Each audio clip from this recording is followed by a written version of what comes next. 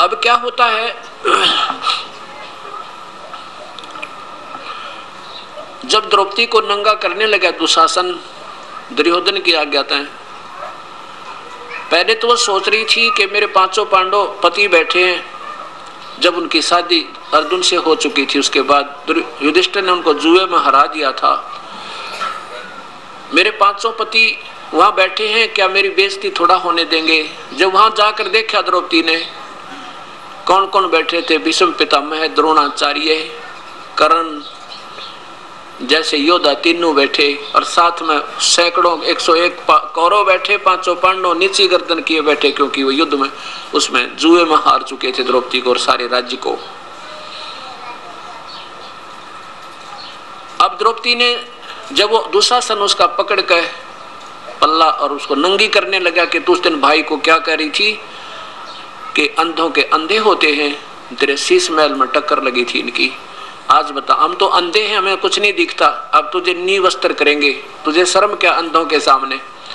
इस तरह टोंट कस के, इस तरह व्यंग करते हुए, और दुशासन ने जब द्रौपदी का वो पकड़ कर चीर उतारना प्रारंभ किया, तब द्रौपदी ने पहले तो भीष्म पितामह, द्रोणाचार्य और कर्ण से प्रार्थना की, लेकिन उन्हें कुछ नहीं कहा, कुछ नहीं बोला। नहीं तो इसे योद्धा अगर एक बार खड़े होकर कह दे खबरदार ने कब मैं लड़की का हाथ लगाया था, तो हिम्मत नहीं कौरों की। द्रोणाचार्य भी अगर कह दे या कर्ण भी कह दे, एक बार खड़ा हो गया, भीष्म पितामह कह दे, इन कौरों की हिम्मत नहीं थी हाथ लगा दे, वो इतने योद्धा थे, उनको मालूम था।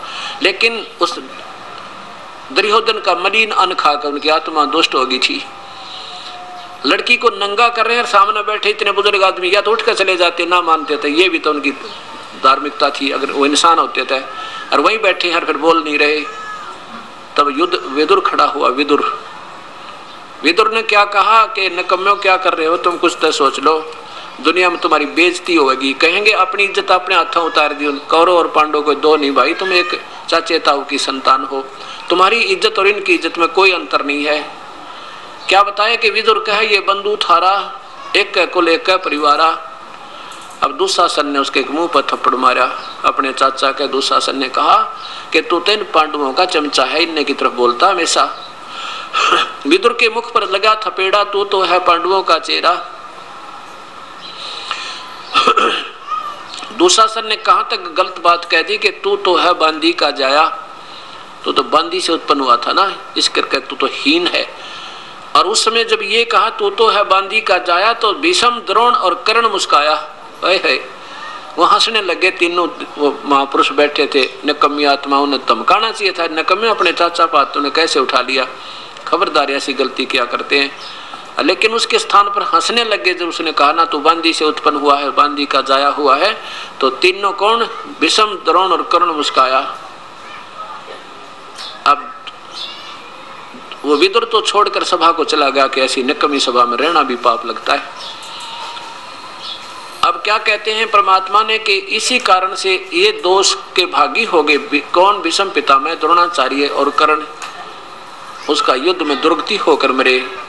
ऐसे मौजिज आदमी और सभा में सत वचन नहीं कहते न्याय के समय जो पंचायत में, तो उन जैसी दुष्ट आत्मा नहीं होती, वो घोर पाप के भागी होते। हाँ, अगर कोई नहीं मानता तो सभा छोड़कर चली जानी चाहिए, वह बैठना भी पाप होता है।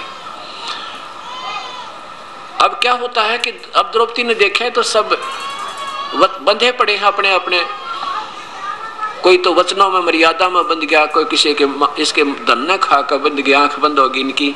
तेरे पति भी आज वचनबद्ध हो गए क्योंकि जुए में हार दी तू, ये भी कुछ नहीं बोल रहे हैं। अब जब इंसान अपने अपने जो संसारिक सहारों से जब पूरा हो लेता है कि तेरे ये नहीं कुछ कर सकते, इनसे वापस हट जाता तो परमात्मा को चाहता है।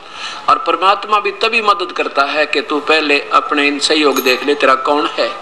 और जब इस संसारिक सहारों को, संसारिक आश्रय को त्याग के ईश्वर आश्रय जब लेता है प्राणी, फिर वो अपनी छत्र छाया करता है। लेकिन उस समय कैसे करता है, जब तक हम उस परमेश्वर से सीधे नहीं जुड़ेंगे तब तक वही परमात्मा आके केवल उसके किए हुए पिछले संस्कारवश और स्वयं ही वो जिसका उपासक है उसी का रूप बना के और उसी ताकि इसकी आस्था बनी रहे भक्ति में। नहीं तो काल तो चाहता है कि इनकी आस्था हट जा, और ये नास्तिक हो जा कभी भक्ति करे को नहीं और इन्हें पता ही ना लगे कौन भगवान है कौन कैसा है, उसकी तो नीयत ऐसी है। और ये परमात्मा भक्ति हमारी आस्था हमारे हृदय में बनाए रखने के लिए, ताकि कभी ना कभी ये आस्तिक रह गए तो कभी ना कभी मैं या अपना कोई दास भेज के इनको फिर शरणों में लेकर बेड़ा पार कर दूंगा। उससे पहले द्रौपदी का कर्म बनवाया जिसके बदले में उसकी वह साड़ी बढ़ा सके। अब क्या होता है कि द्रौपदी की साड़ी वो दुशासन खींचने लग गया, और द्रौपदी का गुरु श्री कृष्ण जी, क्योंकि पांडवों के धार्मिक गुरु थे श्री कृष्ण जी,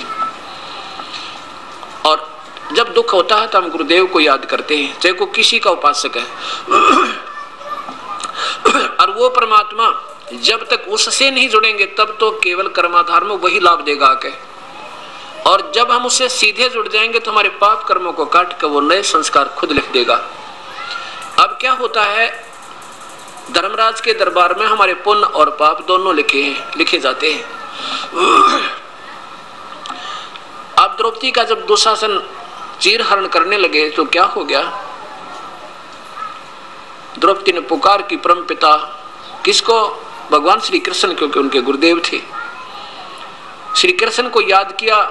श्री कृष्ण वहां अपने महल में द्वारका में उस रुक्मिणी के साथ पासे खेले महल में शतरंज खेल रहा था, और शतरंज खेलते खेलते जैसे ऐसे करते हैं ना, कोई पौ 12 कोई पक्के 18 कोई कच्चे 11 ऐसे बोलते हैं, जो ही ऐसे पासे डाले, और क्या होता है कि जैसे हम कोई जब दुख आता है तो रोते हैं भगवान के लिए, उससे पुकार करते हैं अपनी सुरक्षा और अपने बचाव के लिए, उसमें ये पुकार आत्मा की पुकार उस सच्चे दरबार में जाती है। सच्चे दरबार से वो परमात्मा के दरबार से फिर धर्मराज के दरबार में आती है, और धर्मराज के दरबार में उस आत्मा की वो फाइल खुल जाती है, वो कंप्यूटर में ऑन हो जाता है वो पुण्य वाली फाइल, और धर्मराज देखता है कि इस पुण्य आत्मा का कोई ऐसा पुण्य हो जिसके कारण मैं उसकी मदद करवा दूं।